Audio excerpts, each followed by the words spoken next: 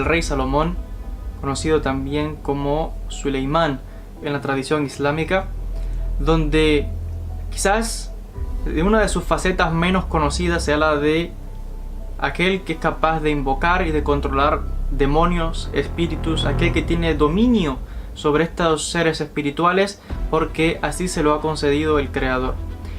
Normalmente escuchamos a Salomón como el gran rey sabio en el texto bíblico, con otras referencias, un profeta, etc. Pero en esta función como aquel que tiene dominio sobre los seres del infierno, del Jahannam, estas entidades, los jinns como se conoce en el Islam, no es muy conocido. Pero que se sepa que en las tradiciones del judaísmo, del cristianismo y en el Islam, pues es muy conocido y aceptado las historias del rey Salomón y de su contacto con los demonios, con estos seres espirituales. De hecho, se habla de un anillo muy poderoso que le entregó Dios a través de un arcángel a Salomón. Y con este anillo Salomón tenía las facultades de doblegar a los demonios, a los jinns, para que hicieran su voluntad. La narración nos dice de que además de darle sabiduría a Salomón, Dios también le concede esta autoridad sobre estos espíritus y seres inmundos. Porque mientras que estaban construyendo el templo, se nos cuenta de que Salomón un día manda a llamar a un muchacho que él ve que estaba trabajando, muy delgado, muy oprimido. Algo pasaba con él. El muchacho le cuenta que luego de trabajar cada día, cada jornada de trabajo que concluía y él iba a casa, era atormentado cada noche por un demonio que se le aparecía y lo torturaba psicológicamente, físicamente, y le succionaba como toda su energía y lo dejaba sin fuerza, lo dejaba muy mal.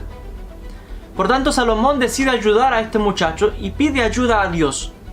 Por tanto, se envía un arcángel para que brinde ayuda a Salomón y le da este anillo, como les decía, y en el anillo que venía inscrito también el nombre de Dios y una serie de figuras. Algunos describen incluso que tenía este anillo, unas letras específicamente, lo que algunos llaman también la estrella de David estaba ahí, entre otras cosas, y el nombre de Dios en la parte central por la parte del aro, etc.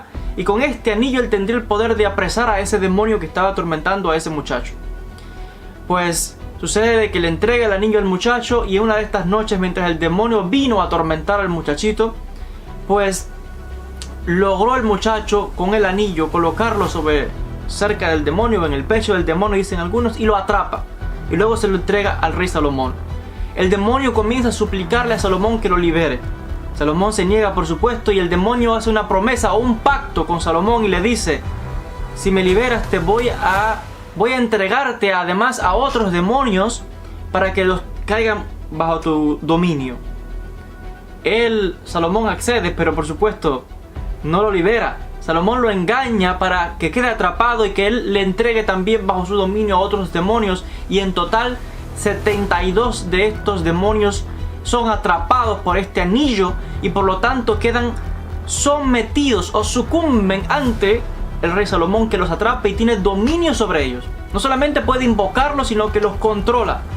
Y en la tradición islámica y en la tradición judía también principalmente hay mucho terror y miedo de estos seres que se le llama también jinns, y que se conoce muy bien que este anillo tan poderoso podía con el Salomón controlarles y que hicieran su voluntad y obligarlos a que hicieran el bien en este caso. La narración cuenta de que en cuanto a esto, el anillo poseía unas letras y nombres para cómo controlar e invocar estos demonios, pero que jamás bajo ninguna circunstancia podían invocarse a estos seres, porque los resultados serían catastróficos.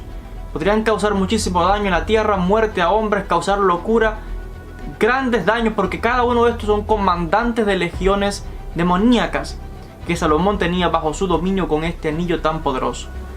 Por tanto, lo que decide hacer es encerrarlos en una especie de barril y con una serie de, no sabemos si es un sello mágico o lo que es algo, él los aprisiona ahí. Pero por alguna razón, con el paso del tiempo, esto llega a las manos este barril donde estaban encerrados estos demonios llega a las manos equivocadas.